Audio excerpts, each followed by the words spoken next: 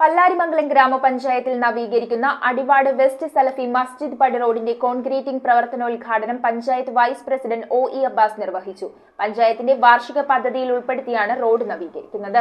Ward വികസന സമിതി convener K.A.. മുഹമ്മദിന്റെ അധ്യക്ഷതയിലാണ് പല്ലാരിമംഗലം ഗ്രാമപഞ്ചായത്ത് 12-ാം വാർഡിലെ അടിവാട് വെസ്റ്റ് സലഫി മസ്ജിദ് പടി റോഡിന്റെ കോൺക്രീറ്റിംഗ് പ്രവർത്തനങ്ങൾ നടത്തിയത്. ഉദ്ഘാടനം panchayat vice president O E. Abbas നിർവഹിച്ചു. ഗ്രാമപഞ്ചായത്തിന്റെ 2024-25 വാർഷിക പദ്ധതിയിൽ ഉൾപ്പെടുത്തിയാണ് റോഡ് നവീകരിക്കുന്നത്. PM സിയാദ്, നവാസ് പുല്ലാരിയിൽ, കെ അബ്ദുൾ റഹ്മാൻ, UH മുഹിയുദ്ദീൻ എന്നിവർ ചടങ്ങിൽ സംസാരിച്ചു. News bureau, Kothamangalam.